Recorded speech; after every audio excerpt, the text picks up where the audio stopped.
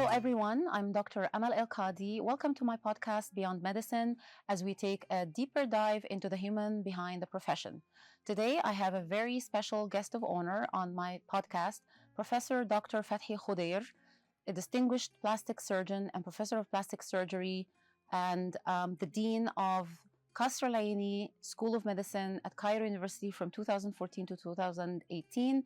Dr. Khodair, it's a great pleasure to have you with us today on my podcast, Beyond Medicine. What a great honor. The pleasure is mine, and I'm honored to be with you. Thank you very much for having me and inviting me here. Thank you so much. And I must say, Professor Khodair just came to give us this time generously, coming from Kasr Elaine Faculty of Medicine, where he was seeing patients earlier. So we're very honored and appreciate your time. Thank you. Thank you. So let me ask by asking you, and the first question I usually ask my guests is, what inspired you and sparked your interest in becoming a plastic surgeon? Well, when I was 15 years old, I decided to be a doctor. I wanted to be a doctor. Mm-hmm. And my dad was a medical doctor too. He was a surgeon. And so I decided that this is the pathway I would like to be part of healing people. And so I was able to enter into medical school, Cairo University. In 1976, I started my undergraduate school. Mm-hmm. And by 1982, I was graduated from Cairo University Medical School. And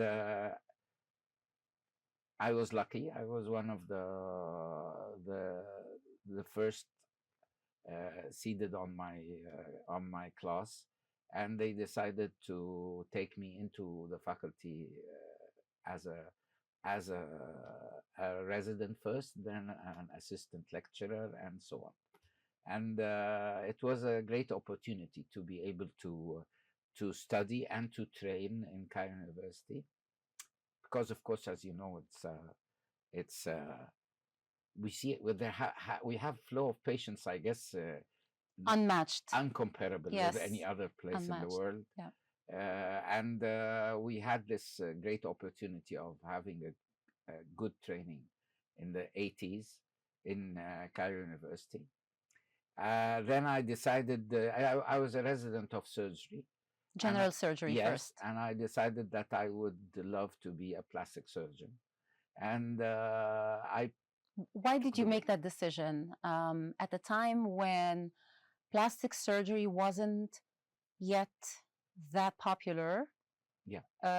Around the world and specifically in the region, Yes. Namely Egypt. And understandably, surgeons spend a lot of years in their training. Mm-hmm. And as you mentioned earlier, you have to start in general surgery and master the skills of a general surgeon. Mm-hmm. And then now you were spending more time of your life to train on a specialty that's new and perhaps may not have been the most lucrative economically wise, because we all understand at the end of the day, clinicians, physicians, and surgeons, we have families. You still want to make sure to make a living, but I would like to understand, what was your calling to going into that new specialty and, if you will, following your passion into that adventure at that time? Well, I'll tell you, my primary school was in the UK. Mm-hmm.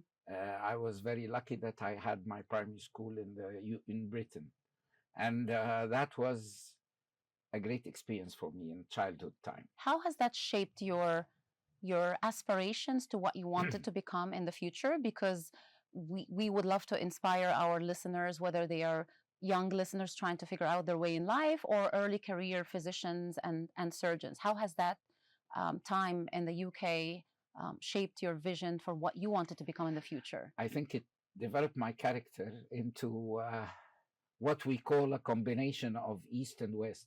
Mm-hmm. Together. A cosmopolitan personality. Yes. I mean, I had the traditions of Egypt, the history and culture of Egyptians through my family and of course, my dad and mom. At the same time, I was exposed to the Western modern way of thinking, because, I was there in the 60s, Mm-hmm. and that was the days of the revolution of the youth in the UK. Yes. And of course, it was very famous, this The revolution. Beatles, Yeah. in terms of music and Yeah. all the other Yes. hippies and all that. It was a very crazy time. Yes. And this was my childhood. I was there, and I saw this great revolution of youth and women in Europe. And so this part of my life, I think, uh, had an impact on me, that I'm Opened you up, yes, perhaps. I appreciate both Eastern and Western, and I can easily tell you how you can bring out of it the best of both. Okay. So that was my whole lifetime. So plastic surgery was very, very popular in the West at that time, in the 80s and 90s. It was booming. And I had a lot of contact with the West, Europe, and the States, because of my background as a UK student, as they say. And through conferences and yes, conventions. And language was very easy for me, and this made great impact on my life. So I decided that this challenge that you're talking about, you just said that this was not popular thing in the East, here in Egypt and the Middle East and Africa and so on. We didn't have this thing, idea of beauty and how you can be a doctor of beauty. And is it necessary also, right? Perhaps some people thought maybe this is auxiliary, it's too much luxury. Yeah. But in fact, I see that plastic surgeons play a critical role, for example, in burn patients. Yes, of course. Because in dermatology, we work very closely with plastic surgeons and burn specialists to find ways to help ease the life of burn victims and wound contracture, and there's a lot of research on that. So here's one application of plastic surgery, and it's not just the beauty, it's actually restoring the function for someone who lost it because of that. Traffic injuries and car accidents and motorbike accidents, and we're all the day that working. would disfigure. Yes, it's a big challenge. But my main challenge was that I wanted to start in the Middle East and the Eastern community this idea of that beauty is important, and that you can go to a doctor to make yourself more prettier or more refreshed, if you will. Yeah, it was a challenge to be able to infiltrate this community and the culture, and to go into the brains of Middle Eastern women and Egyptian, of course, and to convince them that this is something that's very nice for you. Right. It will open a lot of opportunities in your future and in your work and in the way you think and in everything. And I'm a firm believer of how we see ourselves has an impact on how we feel about ourselves and the energy level. So, for example, I've come across patients and friends who would say, the way I look tired in the morning, for example, because of maybe not getting good sleep, or seeing these little wrinkles, which it's normal to have some wrinkles. I'm a firm believer you always want to make sure that you have your facial expressions, and you could be lively in your day-to-day life interactions. But when someone comes and says to you, I don't feel like myself, this is not matching my inner energy, this makes me look more tired. And I know about you, because I follow your work closely, is you're a firm believer of natural beauty and restoring the refreshed, youthful look. So tell us a little bit about your philosophy as a plastic surgeon. When a patient comes to you, what do you focus on? And what's important for early career plastic surgeons to understand, so that when they are addressing their patients' concerns, they help guide them to achieving the results that would look natural and not make them look too plastic, if you will. For young doctors, I will always say that you have to appreciate beauty. First of all, you have to understand how to appreciate beauty. In general in life. In general in life. Art, perhaps. Of course, there's a scientific background that you have to work on and study and learn.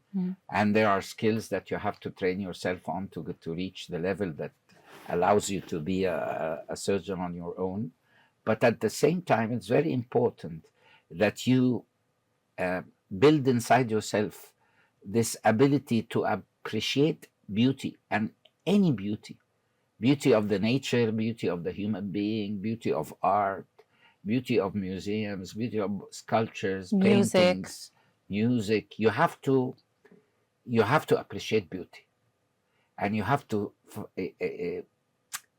live a life that you are convinced that the value of beauty is very important in the human nature. So you walk the walk. So, in other words, your advice to early career surgeons who are considering plastic surgery is if you don't have a deep appreciation for beauty, then this might not be the right specialty for you. Yes. You might have the surgical skills, because otherwise you will be missing on a lot. And I find this very interesting because, for example, architects, they travel the world to Yeah. get inspired. Yes. If they stay in the same environment at which they are in, they won't have the influx of inspiring ideas. Yes. And therefore, I was speaking to a friend who was an architect, and she was telling me she travels the world. Sometimes she will go to the mountains and do hiking just to watch the early morning sunrise, or go to busy markets in some nice Asian countries, or just go on the ocean in a remote area. And between museums and markets, seeing people, the colors, the sounds, the smell of spices in spice markets in beautiful countries like India, or coming to lands of civilizations like Egypt. This all inspires. So I like your concept of absorbing it in Yes. from all these sources of beauty and Yes. art, so that while you're working, and tell us about how you prepare for plastic surgery procedures, but before, and how you put yourself in the right mindset, where now you have the patient on the table, you understand what they need, what they're trying to accomplish. How do you prepare yourself with all of that in light of beauty and inspiration? Well, let me tell you that I had great professors and mentors who taught me a lot. Here in Egypt first, and that was, of course, covering very much the reconstructive part of plastic surgery, and the burns and the congenital anomalies in the kids and so on. I had a great experience in Cairo University hospitals in this field of plastic surgery. And we have a high flow. A very high flow. It's the largest center for trauma and accidents. I remember when I would take my emergency room shifts, and every unique case and accident, I mean, injuries that you wouldn't see elsewhere, right? How did you even get cut like that? In 1 year, you can go through the whole plastic surgery syllabus if you're Absolutely. if you're in the emergency department. Absolutely. And how many patients does the Kasr Elaine serve, just to show our audience around the world context of the flow of patients that someone like Professor Khodair may have seen in 1 year, if you will? Well, in 1 year, our average flow is 2 million patients in the outpatient clinic. And that's a conservative assessment, Yes. given that Egypt population is over 100 million now. Yeah, we get 2 million per year. And we get patients from Cairo around, University. from the area, North Africa and we have Middle East. 1 million emergencies that come into our emergency department. And we operate around 300 to 350,000 operations per year. That's impressive. Yes. It's a very nice place to I would say an incredible place to gain skills. So you will be engrossed in all of that. Yes. So there's a surplus of patients, flow in a versatile way between accidents and trauma, which is relevant to plastic surgeons, of course. And so all of this helped prepare you to have the skill and the expertise to do this. So again, back to the point of how you prepare for before the surgery. After that period, I was very lucky and I was very fortunate that I got a fellowship in the United States of America. And I went to train at Emory in Atlanta, Georgia. It's a distinguished school of medicine. It still is, I guess. Yes. A great school, and the plastic surgery department there was incredible. I mean, they were the most famous in the States at that time, and that was 95 to 97. So about 15 years from your graduation. Yes, from Cairo almost 13 years after my graduation. I had already finished my postgraduate studies, my training in Cairo University and everything. And that was good because when I went, I was ready to achieve, to see this progress easily and be able to capture it. So that's a great point that you raised, Professor Khodair. So would you advise young surgeons, let's say someone is studying, whether here in Egypt or in any other country, and we're seeing a lot of movement globally, which is beautiful, but at the same time can be sort of a brain drain. But at the same time, we're seeing a lot of movement, a lot of young people travel. Would you advise them to complete all their postgraduate training in their country of origin, where they're studying medical school, before traveling abroad to learn an additional skill? Or what's your take on that? It depends on the opportunity you have here in your country.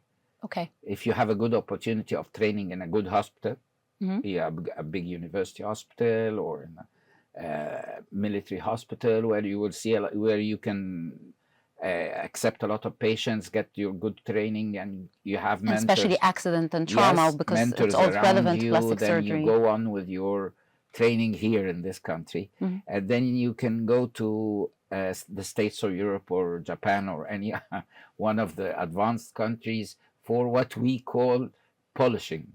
Right. And it's the way of thinking more than the skills. I mean, I had already mastered the skills of surgery. But you wanted to be exposed to this flow of ideas. The way of thinking changed 180 degrees when I went to the States. So Professor Khodair, you were telling us about how you were applying what you learned at Emory Fellowship for Plastic Surgery in the morning in the operating theater, how you were applying what you learned in the morning to the cadaver lab in the afternoon, and this helped you maximize the benefit of your time at Emory during the fellowship, which makes me observe a personality trait in you, which is dedication and determination. You were determined to maximize your time at Emory. And at the same time, resilience, because it's not easy to be operating during the day. It's a lot of work. And we know surgeons are always standing, so it's physically demanding, so mentally and emotionally and also physically as well. And then to, rather than go home and take a break, maybe perhaps you'll have a quick meal and then go to the cadaver lab to apply what you did in the morning, and then the library in the evening. So this takes perseverance. So tell us a little bit more about what personality traits you believe you possess that enabled you to accomplish all the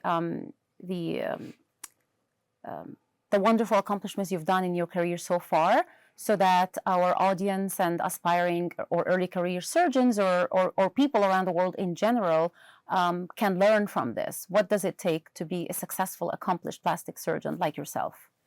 First of all, you should love the job and want to be a plastic surgeon. And of course, respect, as I said, beauty.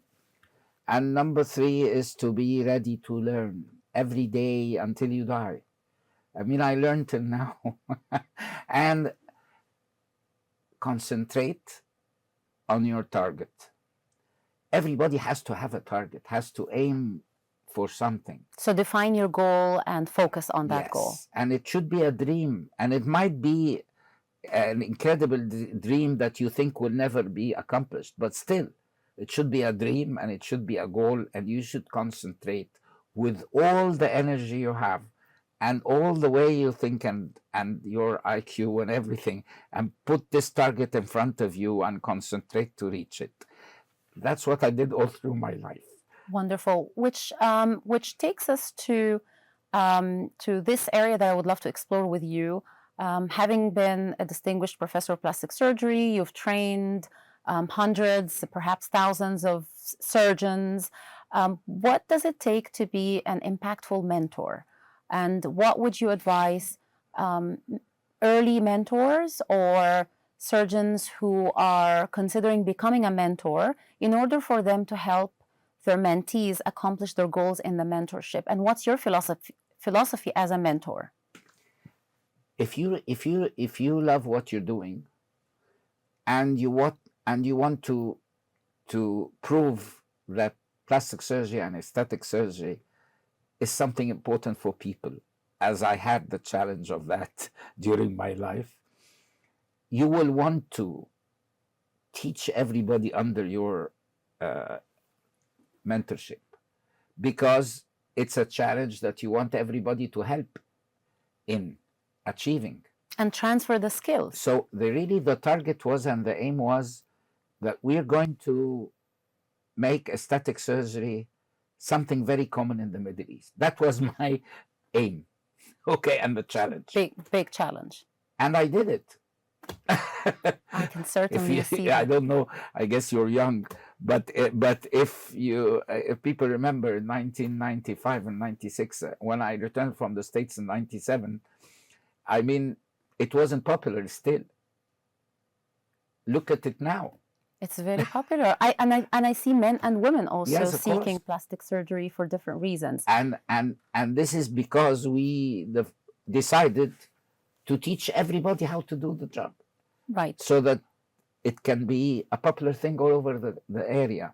And we succeed. I mean, it's a success story, this part of it. I'll tell you a small story about something. Yeah. Sure. When I was in the States in the last weeks of my stay there, a friend of mine who was a South African, and he was in a holiday and he was returning back to the States, and he came in and he said, you know, Fathy, this forehead lift that we've been doing, I think it's not going to be popular in the future. I told him why. Was it new at that time? It was very new. Okay. And it was really invented by Emory. So it's this disruptive innovation. I actually love it. Yeah. He told me, I think we will not be doing this surgery anymore. And I told him why. He told me, I was in France and I visited a doctor there who's injecting botulinum toxin in the forehead, and he's getting results that are very similar to our operation. At that time, I had no idea what botulinum toxin was. It was new. And what's going on? 97. It wasn't in the States. It wasn't part of the training in the States at that time. So I decided I should pass by France to learn about it. On my way back to Egypt, I should pass by France, and I did so. That's the perseverance I'm talking about. And I did so, and I visited a very eminent plastic surgeon in Paris who had a big flow of patients, and he was doing a lot of botulinum toxin and hyaluronic acid filler injections. And I spent with him 2 weeks in Paris, and he was a great guy, and he taught me. And I returned back 1997, and I told them, guys, here we have these injections, and I started injecting ladies with botulinum toxin and fillers in Egypt in 97. So you were one of the pioneers of bringing the innovative really statistically aesthetics. I was the one. Okay. Very impressive. And I decided to do it, and of course there was resistance from everybody, doctors and patients. But I knew that this is a great thing.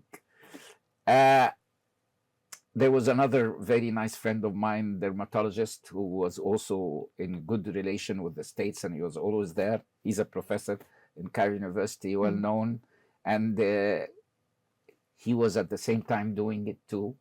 So we were always in touch with each other. So between the two of you as pioneers and bringing this innovative aesthetic technique, you helped pave the ground for other plastic surgeons and cosmetic dermatologists, because there's always the fear of what's unknown. Yes. And there's, right now, all the innovation in cosmetic dermatology or plastic surgery or all these approaches, it's happening very fast. Sometimes it's challenging to keep pace with what is working, what is right for the patients, and should we wait and see the after effect or the adverse events of that technique. So there's always something new. But at that time, between you and that cosmetic dermatologist, you really were the disruptive, innovative force because I personally admire disruptive innovation. I feel Yeah. when it's done in a way that is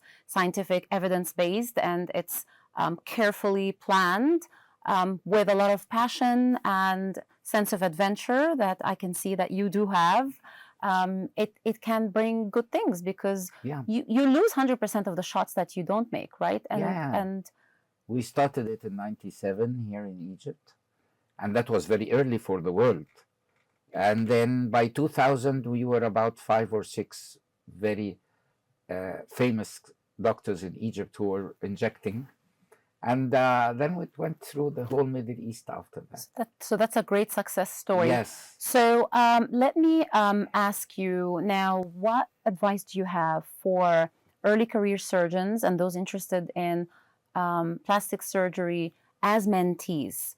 What is your advice to them so they can maximize their time in their mentorship? First of all, they have to be ready to learn all through their life. Mhm. I mean, they're ready. They have the mindset of, I don't mind learning anything new, whatever my age, whatever it is. Yes. Number two, you have to master your skills. And mastering your skills means that you feel very comfortable while you're doing the procedure.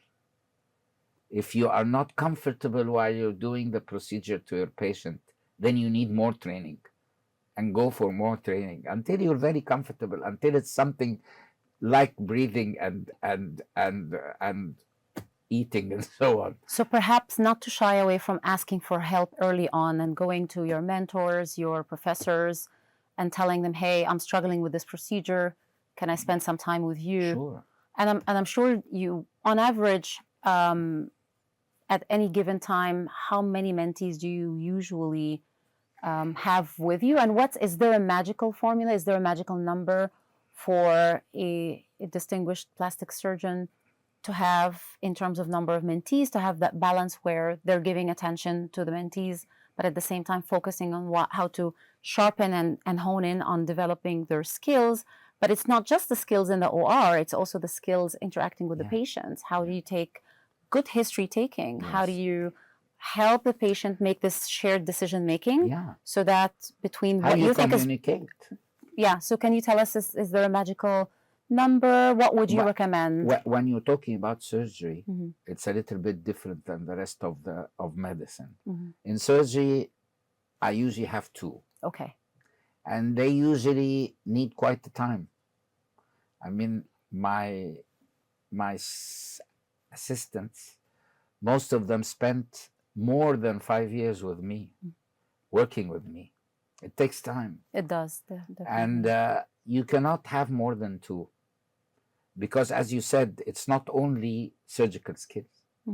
It's life skills. It's life. Bedside manner. You're teaching them life and character and how to respond and how to communicate. And also how to manage complications, because plastic surgery is no different than any other surgery. Of course. How do you calibrate patient expectations? Because this is something we talk about a lot in autoimmune skin disease, for example, in diseases such as vitiligo and alopecia, of which I'm very passionate about. The patients have expectations, and the evidence of the science shows for certain diseases, it takes longer for the disease to respond, and it's not an issue with the treatment. But how do you calibrate patient expectations in plastic surgery? And how do you make sure that you and the patient are on the same page in terms of results? Are there techniques and tools that help you? Do you do, for example, virtual reality studio where you show them, if we do this technique, this is how you might look like, not exactly the same? What do you do? What helps you? And that perhaps can be helpful for aspiring plastic surgeons and others around the world. Can help. But mainly the key is honesty.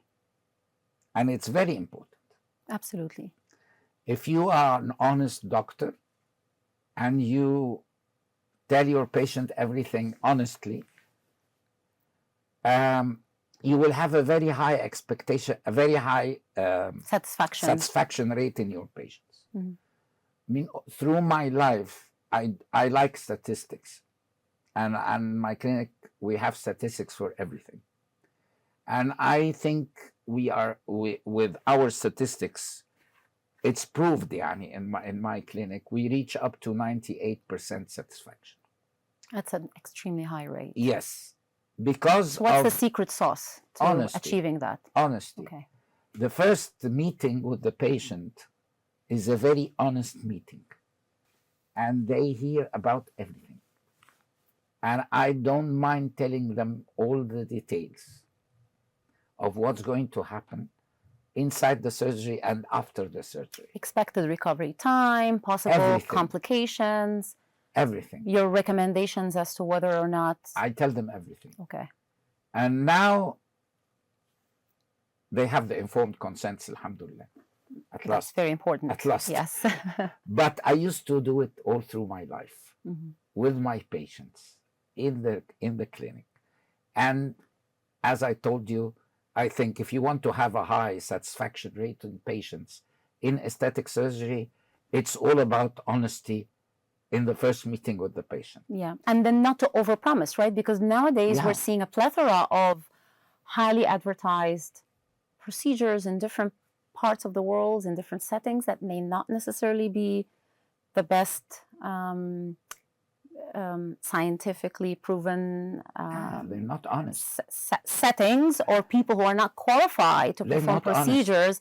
And what is your advice to people who are considering plastic surgery who may be watching us? What would you advise the patients before going into any of the centers where they can get a procedure? Because I personally, if I need to do something, I would definitely search for a board-certified plastic surgeon, someone who is qualified. I would look at their record and the before and after pictures. What would you advise the patients looking? Because this day and age, there's so much going on. Yeah, any person who seeks to have an operation or a procedure, even if it's just an injection of botulinum toxin, number one, he should look for the qualifications of the doctor. Is he qualified or not? And make sure they are a doctor. Yes. Is he qualified or not? Or a certified healthcare professional. Yeah. Is he licensed or not? And the years of experience. And he should go and meet him. And the decision should be after the meeting, not before the meeting. But number one is qualifications. Number two is the training and skills. Number three is the license, and that he's licensed. And the experience. And who licenses? It's the authority. Because they want to make sure that it's safe for the patients to go and do that procedure. And they are trying to keep everything under control. And it's not clever to be an unlicensed practitioner. We're just working like that and nobody knows where you were from. Yeah. So this is how a patient should start. And then you want to hear the truth. And you have to be with an honest doctor, because this is the guy who's going to hold your hand after the operation and take care of you. Yes, absolutely. So if he's not honest enough and he's not true enough, then maybe you will not get the correct. or have complications and then feel that they're not themselves anymore. Yeah. So let's switch gears a little bit. And Professor Khodair, you served as the Dean of Kasr Elaine Faculty of Medicine at Cairo University, which has been around for soon to be 200 years. Now it's 98. Yes. 198. 198. And in 27 it will be 200. And I must tell the audience that Professor Khodair and myself are proud graduates of Kasr Elaine Faculty of Medicine at Cairo University. So being dean from 2014 to 2018, which was an important era where great accomplishments were made, what's your philosophy as a leader, and what are some of the accomplishments that you're very proud of during your time as dean and across your professional career, which goes beyond 4 decades? Look, I'll tell you something. When you're the leader or the dean of a huge school like Cairo University, with almost 7,000 hospital beds. Yeah, 6,200 hospital beds, inpatients, and 95 operating rooms, and and almost 200 classrooms for students. And how many satellite locations to give a full picture of how huge this we have establishment 17 hospitals across the nation, across Cairo. across Cairo. And it's a huge thing. When you have the responsibility of leading such an Huge organization, institution, a yes. huge organization, with the legacy of if being you the do not largest. believe in teamwork, don't go for it. يعني, if you're selfish, if you think too much of yourself and what you're going to gain from such a responsibility, don't go for it. So teamwork is key. It is the most important thing. And having a servant leader mentality, if you will. Yes. Right. You have to accept the idea of a teamwork. Mm-hmm. You have to be ready to delegate to people and That's trust very them. Important. And trust them. Mm-hmm. And you have to be a good choice of character, because you're going to choose your team. Absolutely. When I was the dean for 4 years, I had 300 doctors working with me in the administration of the school. I remember you were always on tours, and you would go personally even to the smallest prep room, and you would personally go. And I love that, because you're going yourself, you're on the ground, you're seeing what's happening, and you're acknowledging the efforts of the teams on the ground, and the doctors and the nurses and the technicians and everybody in the trenches, if you will. And we were just talking before going on air about the Kasr Elaine corridor. You want to tell us something about it? I would love to bring to our audience around the world. It's our main hospital. It's called Manual Hospital. This hospital was built 97 years ago, and it was very strange, because at that time Egypt's population was 18 million or something like that. Somebody had a vision at that time, and they decided to build such a huge hospital on the Nile. On the Nile. On the Nile. And it has a service corridor, which is very famous all over the world. Service corridor inside the hospital. I remember that. And it's 1 kilo and 200 meters, which is 1.2 kilometers length inside the hospital. And it's almost 10 meters wide, 1.2 kilometers long, for the whole 4 stories of the hospital. And it's really incredible, of course, and it's historical. It is. It's iconic. In fact, I remember in my years of training and as a medical student, I can't count the number of times that myself, my colleagues, our professors, and the nurses and the technicians, how many times I would cross this corridor. So you don't need to go on a diet. This is good exercise. Yes. And, we will be running from one end to the other. Yes. But I must mention that my feeling was that of a gratitude and pride to be there, but also very humble, because to see the patients coming from all across the nation, yes, from the countryside, from Alexandria, from the south, traveling long hours, and they come because they want to make sure that their loved ones get the best care ever, and it's free of charge. Yes. So it's tell us about that, because it's not common in all parts to have at this magnitude, where you're providing this level of medical service at high quality and at no cost to the patients, right? The medical school, or at the Cairo University, after all, it's of course a governmental school. Mm-hmm. And it's sponsored. Everything is sponsored through the Egyptian government, and of course through the taxpayer at the end. Yes. And we do all our services for free, except for about 15% of the beds, mm-hmm, which are with a symbolic price, just right, to keep it things running. Yes. Yeah. But 85 almost percent of the beds and inpatients are totally sponsored by the government. And we do have the teams working on it. So when we talk about hospital beds, it's not just the physical bed itself. When we talk about more than 6,200, It's who will be serving the patient in that bed. We, So we tell us about that. How, yeah. on average, how many students graduate on average, and how many also nurses, because we have a nursing school at Kasr Elaine as well. So that's huge in itself, to be able to Yes. have the human resource for this and to have the students. So on average, how many graduate every year from Kasr Elaine? Yeah, we every year now these days it's almost 3,000 students per year. Mhm. And of course, as you know, it's a 5-year program. So we This have is the new system yes. after it So we was have what I did was a 7-year. yeah 6 years. You were 6 years. Now it's 5, and you used to have 1 year of Internship. Internship. Now they have 2. Okay. So it's still 7. 7, yes. But it's 5 for the teaching and 2 training. Mhm.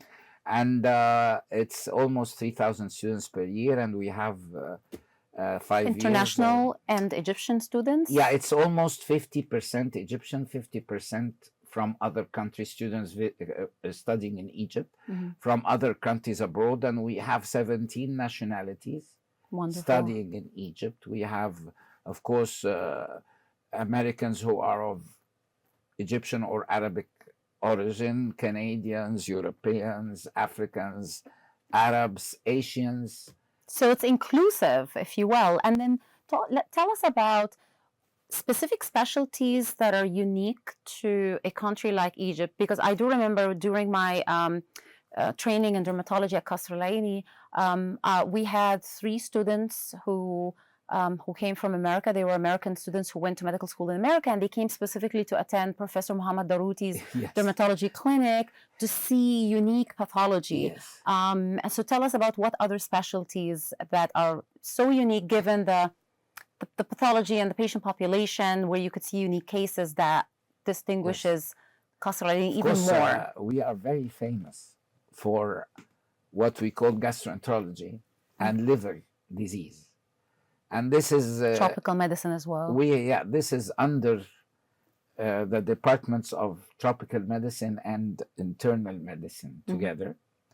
And they treated a lot of things. Of course, you know that Egypt historically had a problem with schistosomiasis or bilharziasis. Yes, and there was a national campaign to eradicate that. Yeah, and it was eradicated through the efforts of the faculty and the teams, efforts, and of course mainly the professors of Cairo University. And then after we were able to get rid of the schistosomiasis and bilharziasis as a parasite, came in what you heard about the liver virus called hepatitis C. Yes. And for about 7 or 8 or maybe 10 years, it was causing a lot of problems with the Egyptian health. Yes.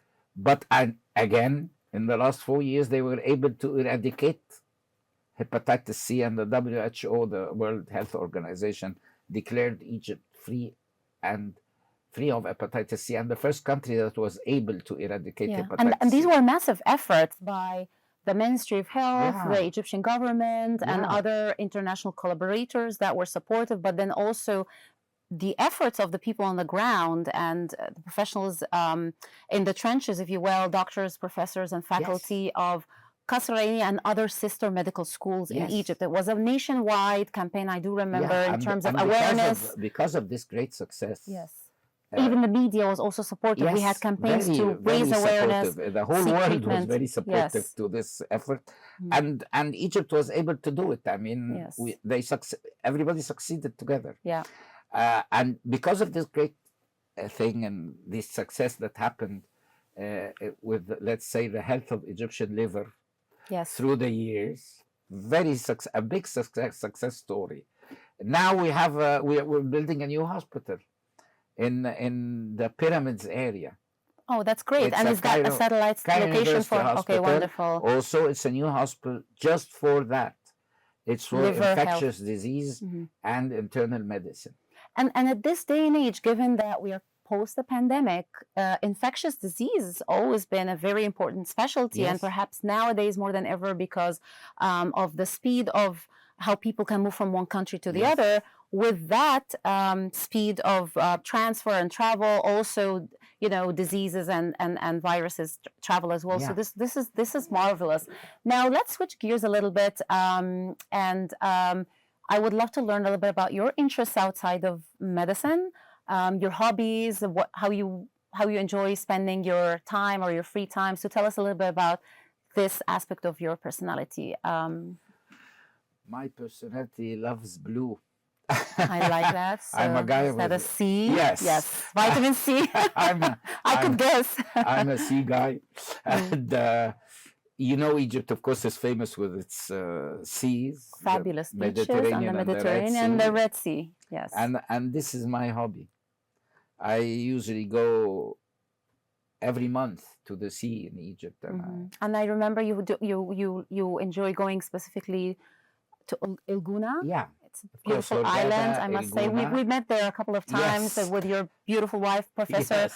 Hanan Guifel. I Warmest like regards to I her. like diving. I like sailing with boats. I like that. This is look. My character is you just put me in front of the sea, and Okay. I'm happy. I'm just like you. I could live there forever. I can't imagine myself living far from the sea. I'm far from water. What does it do to you emotionally, mentally, as an individual? Being It cleans my whole soul and character and body. I feel a fresh guy after I've been in around the sea, and it's a wonderful thing. And I'm really Egypt is doing a great job with the coasts in Egypt is getting into, and the weather is fabulous yeah, too. it's I getting mean, into I international always tell level. my friends in the US and other countries, we very humbly boast 365 days of sunshine. Yes, we do. Whether it's winter or not, the sun is Yes. always coming out. It might be a Yes. little bit too hot in the summer, but it depends on where you are. But you'll always find sunshine, which is great. So let's conclude with how you can achieve or how you would advise aspiring surgeons or early career plastic surgeons, how can they achieve the work-life integration, which I see that you've done a great job in doing it, and it's not easy given that a surgeon's life is very busy. You could get calls, and sometimes your schedule might not be predictable, and it's very busy. What's your advice to them, and how to achieve a work-life integration, and why is it important? Time management is very important. If you know how to manage your time, you can do a lot of things. But I feel that a lot of people do not know how to manage their time. So that's a skill to It's focus of course, it's like managing your money, Yes. managing your work, And it's the most precious managing currency. your time. Yeah. And yes, time, I guess it's the most important one of all of them. Yeah. So if you have to learn How to spend it. how to time and to manage your time. Mhm. And if you learn this, and it could be taught. I mean, it is you can It's get definitely a skill that yeah. a lot of us could. You can easily find at least 4 or 5 days per month that you can spend in what you love, what your hobby outside work, and this makes you fresh and ready to work more and give your patients more of your time.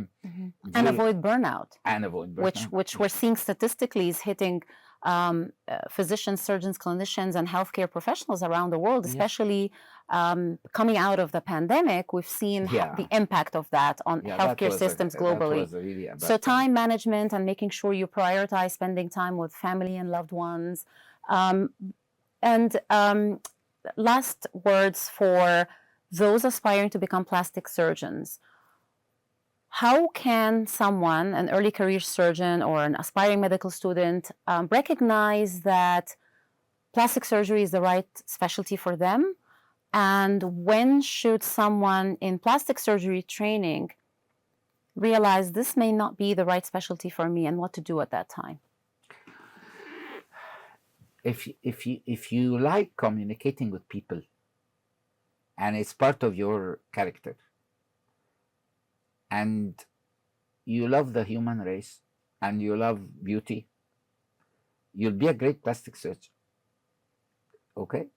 If you feel that you cannot stand communicating with patients and a million questions, and you're Always. not you're not patient enough, and you don't have this tolerance of sitting in an office and meeting 10 or 12 patients in a row and hearing from every one of them, and every one of them will take about half an hour to 45 minutes of your time. So it's a long consult. Yes. You cannot just have it in 5 minutes, obviously, No. because you do your assessment, you take history, and Yes, you of want to course. reach that same page Yes, of patient it's expectation. You never stay with a patient in our practice less than half an hour. And you have to get deep into her character or her character or his character and get to know him very well. So if you don't have this ability, there's a lot of other fields in medicine that you can go to, and you will be in a much better condition than ours. Yeah. In the end, I would love to thank you for your time today and the valuable insights that you shared about your career and all the wonderful accomplishments and the great advice you really gave to those aspiring plastic surgeons and early career surgeons and even medical students, but then also to distinguished surgeons, plastic surgeons who are looking to become mentors. So we hope that this conversation will be helpful to our audience around the world. Thank you very much, Professor Khodair. I really appreciate your time. Thank you. What a great pleasure to have you with us today from Cairo, Egypt. It's my honor and pleasure, and I thank you very much for inviting me. Thank you so much. Thank you. Great having you. Thank you. Thank you, dear.